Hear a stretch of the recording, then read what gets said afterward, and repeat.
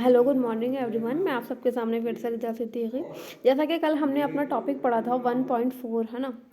हम first unit का 1.4 हम लोग कवर कर रहे थे। उसमें हम लोगों ने पढ़ा था विकलांगता के कारण। हम लोग क्या पढ़ चुके हैं इसमें? विकलांगता के कारण पढ़ चुके हैं। कितने प्रकार के कारण होते हैं, क्या क्या कारण हो सकते हैं, वो तो हम बहुत शॉर्टली देखेंगे आगे चल के।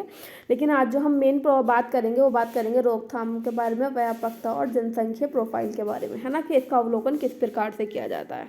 तो पहले हम कारणों को देख लेते हैं एक नज़र बहुत जल्दी जल्दी, उसके बाद हम आगे बढ़ते चलेंगे।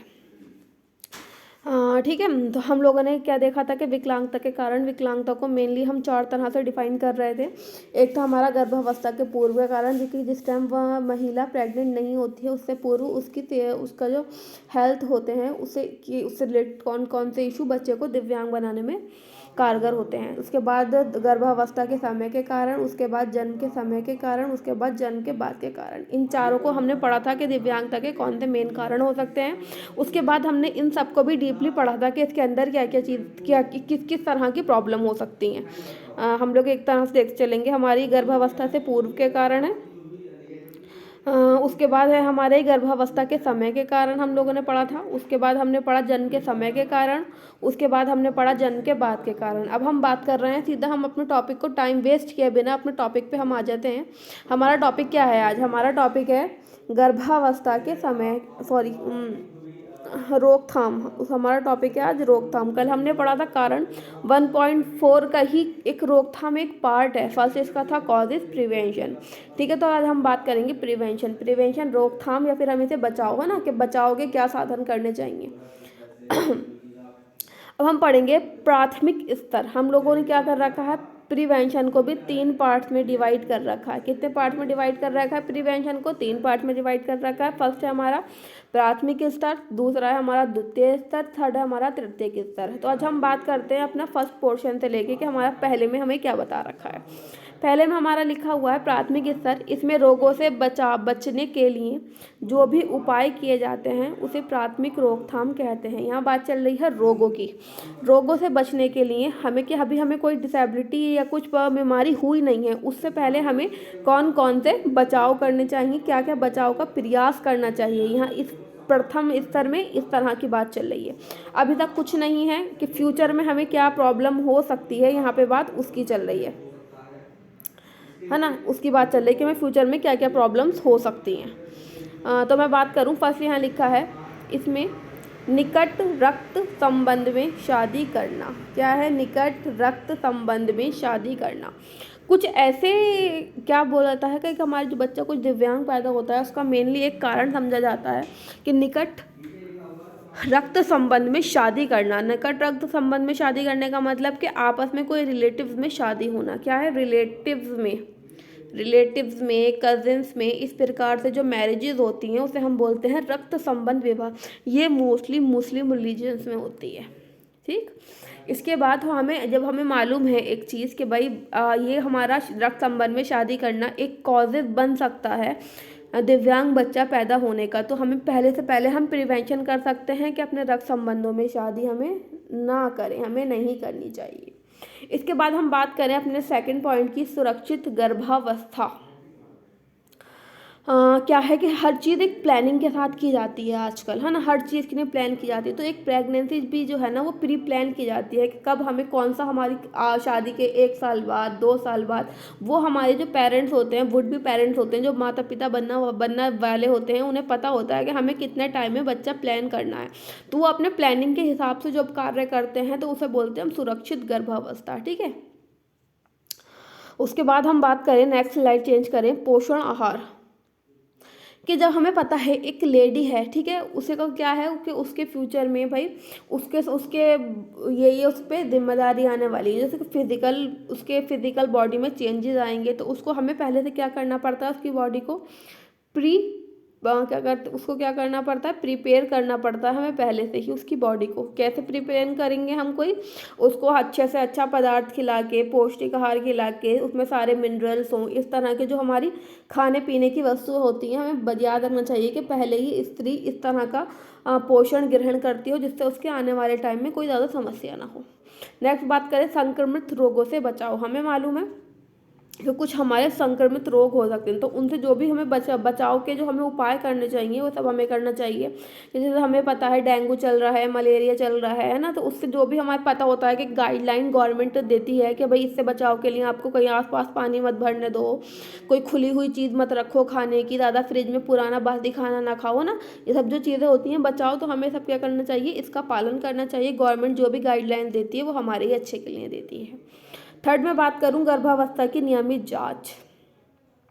कुछ लोग जैसे प्रेगनेंसी के टाइम पे स्टार्टिंग में फर्स्ट 3 मंथ मना करते हैं, बट आफ्टर 3 मंथ हमें टाइम पे क्या करना चाहिए, जांच करनी चाहिए। आजकल ऐसी ऐसी फैसिलिटीज़ हैं, जो एक्सरे हो रहा है वो डिजिटल एक्सरे हो गया, कि उससे पहले ही एक्सरे मतलब कि बेबी के बॉर्न होने से पहले ही पता चल जाता है कि बच्चे का डेवलपमेंट कैसा चल रहा है, उसके कौन कौन से पार्ट डेवलप हुआ है। अगर उस मतलब कि प्रेगनेंसी के दौरान अगर एक्सरे में ये चीज़ें समझ में पता चलती है ना, तो डॉक्टर की सलाह से उसी टाइम पे अबॉर्शन कर दिया जाता है। और नेक्स्ट बात करें हम पॉइंट की अपने, क्या लिखा है, सुरक्षित प्रसव, मतलब कि जो हमारी डिलीवरी का टाइम होता है वो सुरक्षित होना चाहिए। सुरक्षित कैसे होना चाहिए, हम लोग देखते हैं कि 2 तरह की डिलीवरी होती है, एक होती है हमारी नॉर्मल, एक होती है हमारी सिजेरियन। ठीक है, नॉर्मल कराओ सिजेरियन कराओ वो हमारे डॉक्टर कंसल्ट करता है, बट जो भी हो हमें अच्छी जगह पे कराना चाहिए, एक्सपर्ट डॉक्टर के द्वारा करना चाहिए, घरों में नहीं कराना चाहिए, स्वच्छता के साथ कराना चाहिए, प्रॉपर हाइजीन का ध्यान रखना चाहिए। और हम बात करें अपने लास्ट पॉइंट की, माँ की आयु। हमने इससे पहले जो कारण थे उसमें भी इसके बारे में बात की थी कि माँ की एक एज होती है कि किस टाइम पे वो प्रेग्नेंट होने के लिए उसकी बॉडी रेडी है। तो कम से कम 18 साल, ज़्यादा से ज़्यादा 35 साल, तो 18 से 35 साल का बीच का जो टाइम होता है वो परफेक्ट टाइम होता है एक लेडी के लिए कंसीव करने के लिए। आगे बात करूं द्वितीय प्रकार की रोकथाम। हमने अभी तक बात की प्रथम प्रकार की रोकथाम में कि डिसेबिलिटी या फिर कोई बीमारी नहीं हुई है, उससे पहले हमें क्या करना है, किस तरह से हम बचाव कर सकते हैं, हमें वो चीज़ें देखनी है। अब मैं बात करूं सेकंड प्रकार की, सेकंड में क्या है, ये हमारा है द्वितीयक रोकथाम। द्वितीयक रोकथाम में क्या होता है, यदि कोई रोग द्वितीय ग्रुप के अंतर्गत आता है तो उसके लिए चिकित्सकीय इलाज कराना पड़ता है। चिकित्सीय के कारणों के कारण शीघ्र पहचान बहुत आवश्यक है। उन सभी व्यक्तियों का इलाज या पहचान जल्द से जल्द होना चाहिए जिससे विकलांगता भयानक रूप ना ले। हम ये चीज़ जानते हैं, चाहे वो एक जुकाम हो, बीमारी हो, कोई बड़ी से बड़ी, छोटी से छोटी, जिसको हम जितनी जल्दी पहचान लेंगे उसका उतने जल्दी इलाज क्या है, उतनी जल्दी ईजी इलाज किया जा सकता है, जितनी जल्दी डॉक्टर आपके जो भी आपको रोग है उस रोग को पकड़ ले। एक एग्जांपल, एक कैंसर हम लोग देखते हैं बहुत एक नॉर्मल हो गया है आजकल, है ना, कैंसर ट्यूमर। तो हम देखते हैं कभी कभी देर से डॉक्टर को, मतलब डॉक्टर जो है वो आइडेंटिफाई बहुत देर से करता है, जिसके कारण हमें पता चलता है कि जो हमारा पेशेंट है वो लास्ट स्टेज पे है। जब लास्ट स्टेज पे कोई चीज़ है तो उसे ठीक करने में एक तरीके से, मतलब मेडिकल टर्म में वो इम्पॉसिबल सी हो जाती है।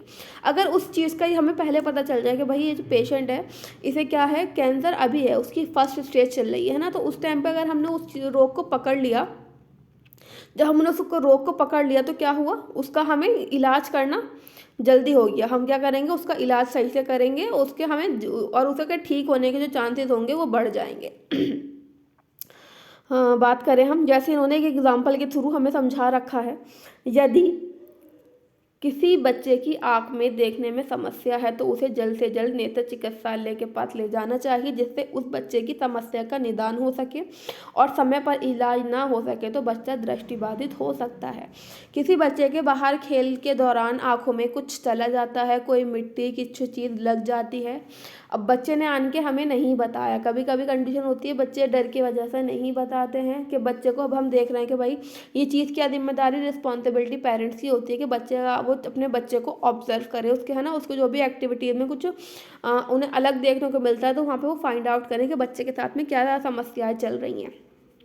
बच्चे को टीवी देखने में प्रॉब्लम है, बच्चे को जो बोर्ड पे मैम काम करा रही हैं अगर वो पीछे बैठा है तो उसे उतारने में दिक्कत आ रही है, तो मतलब बच्चे के कुछ ना कुछ आँख में वो चल रही है समस्या। अगर उस समस्या को हम जल्दी ना पकड़ें, यहाँ बात की गई है शीघ्र हस्तक्षेप की, उसको हमने जल्दी आइडेंटिफाई नहीं किया तो बच्चे की कहाँ क्या टर्म कर सकती है, बच्चे की दृष्टि बाधित हो सकती है, बच्चे को देखना बिल्कुल बंद हो सकता है। तो इससे पहले, है ना, तो क्या करना चाहिए कि जल्द से जल्द उसकी जो भी प्रॉब्लम है उसे आइडेंटिफाई करके उसे उससे रिलेटेड डॉक्टर के पास ले जाना चाहिए, जिससे डॉक्टर उसका जल्द से जल्द इलाज कर सके और उसकी समस्या दूर हो सके। अगर हमने क्या किया, उसका इलाज देर से शुरू हुआ, उसका इलाज क्या हुआ, देर से शुरू हो रहा है, पेरेंट्स को नहीं पता, डॉक्टर के पास जब वो गए तो चीज़ें लेट हो चुकी थी, उसकी आँख बहुत ज़्यादा डैमेज हो चुकी थी, तो उसके बाद उसका कारण क्या हो सकता है कि बच्चे की दृष्टि बाधित भी हो सकती है। फर्स्ट में हमने देखा कि हमें प्रिकॉशंस लेने हैं कि कोई डिसेबिलिटी, कोई रोग नहीं हुआ है। सेकंड में हमने क्या किया, अगर कोई डिसेबिलिटी है तो उसका क्या करना चाहिए, उसका हमें शीघ्र आइडेंटिफाई कर लेना चाहिए, मतलब अर्ली आइडेंटिफिकेशन, पहले ही उसे पहचान करनी चाहिए उसकी। उसके बाद उससे रिलेटेड जो भी डॉक्टर है उससे हमें उसका इलाज कराना चाहिए। बात करूं तृतीयक, हमने अभी तक 2 पढ़े, प्रथम एंड द्वितीयक। अब हम बात करते हैं सीधा अपना तृतीयक के बारे में। तृतीयक रोकथाम, यह रोकथाम का अंतिम स्तर है। यह है जब रोग अक्षमता का रूप धारण करता है तो उसके पुनर्वास के लिए जो भी कार्य किया जाता है उसे तृतीयक रोकथाम के अंतर्गत रखा जाता है। अब इसमें क्या हम देख रहे हैं, अक्षमता का रूप धारण कर लिया है, कोई भी रोग है, हमने उसका आइडेंटिफाई उसे हम नहीं कर पाए, उसने क्या हुआ कि वो अक्षमता दिव्यांगता बन चुकी है, तो उसके पुनर्वास के लिए कि हमें अगर पॉसिबिलिटी है कि जो बच्चे की पहली कंडीशन थी उस कंडीशन में वापस ले जाने के लिए हमें क्या करने चाहिए, अब कार्य करने चाहिए। तो इसको क्या बोलते हैं, हम तृतीयक रोकथाम बोलते हैं। एक एग्जाम्पल, कोई व्यक्ति गामा अक्षमता से ग्रसित हो तो उसे चलने फिरने में कठिनाई से बचाने के लिए, ठीक है। अब हम देखते हैं गामक अक्षमता किसे बोलते हैं, हमारा गामक अक्षमता बोलते हैं, इंग्लिश में बात करूँ लोकोमोटर डिसेबिलिटी। ये हमारे लिम्ब से रिलेटेड होती है कि बच्चे को चलने फिरने में समस्या होती है। जब बच्चे को चलने फिरने में समस्या हो रही है तो हम देख रहे हैं भाई दिव्यांगता जो है वो अपने पैर जमा चुकी है, अब वो नहीं सही हो सकती, वो सही नहीं हो सकती। उसने रूप धारण कर लिया है, किसका रूप धारण कर लिया है, उसने दिव्यांगता का रूप धारण कर लिया है। तो हम कुछ ना कुछ ऐसे उपाय करेंगे कि बच्चा अपनी पहली कंडीशन में वापस जाए, मतलब उसका हम क्या करेंगे, पुनर्वास के लिए हम क्या करेंगे, हम बच्चे को उसके पैरों पे नहीं चला सकते, बस हम उसके लिए क्या कर सकते हैं, ट्राईसाइकिल, बैसाखी या फिर वॉकर, है ना, जो साइकिल्स होती हैं, व्हीलचेयर, इस तरह की चीज़ों का बंदोबस्त करके व्यक्ति की जो समस्या है उसको हम थोड़ा कम कर सकते हैं। उसकी कंडीशन हम ठीक नहीं कर सकते बट उसकी कंडीशन हम थोड़ा बेहतर कर सकते हैं। ये चीज़ें समझ में आई हमारा प्रथम रोकथाम, द्वितीय रोकथाम और तृतीय रोकथाम से किस प्रकार ये चीज़ें वर्क कर रही हैं हमारी, ठीक है। तो हाँ, मैंने चीज़ें तीनों एक्सप्लेन की, देन आई होप आपको समझ में आई हो। अब हम बात करते हैं व्यापकता एवं विस्तार दर की।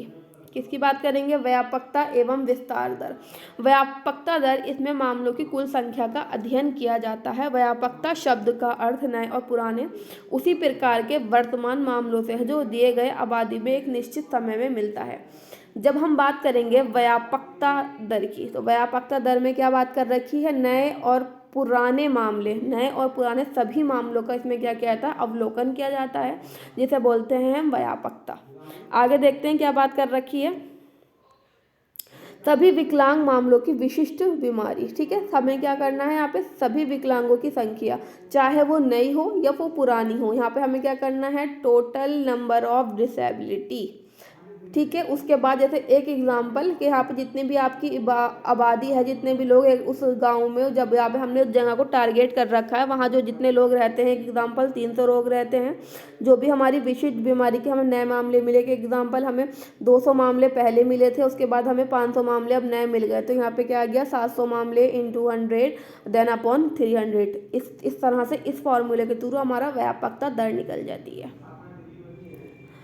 आगे बात करूँ, उदाहरण पे हम लोग बात करते हैं व्यापकता दर की। किसी क्षेत्र में कुल आबादी कितनी है इसकी, 30,000 कुल आबादी है। एक बीमारी के पुराने मामले कितने हैं, 200 मामले हैं। नए मामले कितने हैं, 500 है। एक वर्ष के अंदर मिलते हैं तो उसे व्यापकता दर कहते हैं। मैंने ऊपर आपको एक एग्जाम्पल समझाया था। अब हम नीचे देखें कि आपके जो नए और पुराने मामले हैं, 200 नए थे, अब 200 पुराने थे, 500 नए आ गए, तो टोटल कितने मामले हो गए हैं हमारे, टोटल हमारे ये 700 मामले हो गए हैं। हमें इंटू 100 तो करना ही करना है, देन अपॉन हमारी कितनी जनसंख्या है, हमारी 30,000 जनसंख्या। तो इसके बेस पे, इस फॉर्मूला के बेस पे आप इसको सॉल्व करके क्या निकाल सकते हो, व्यापकता दर निकाल सकते हो। नेक्स्ट बात करें विस्तार दर की। हमने ऊपर बात की व्यापक दर और विस्तार दर का, हमें दोनों का जनसंख्या निकालनी थी, है ना। तो अब हम बात करेंगे अपनी विस्तार दर की। विस्तार दर में क्या होता है, इससे तात्पर्य यह है कि विशिष्ट समय में एक समग्र जनसंख्या में जितने नए मामले आते हैं वे विस्तार दर कहलाते हैं। यहाँ पे हम किसकी बात कर रहे हैं, यहाँ पे सिर्फ नए मामलों की बात की जा रही, नए मामले जितने भी आएंगे उनकी। इसी तरीके से इन्होंने एक फॉर्मूले के थ्रू समझाया था कि किस तरह से वो विस्तार दर निकलेगी, व्यापकता दर निकलेगी, इसी प्रकार से विस्तार दर भी निकलेगी।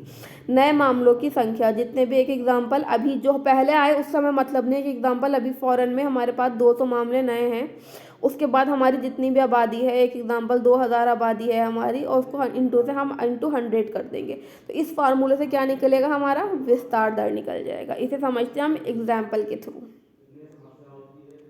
इसमें क्या है, किसी बीमारी के 500 नए मामले एक वर्ष के अंदर आए। कितने नए मामले आ गए, 500 आ गए।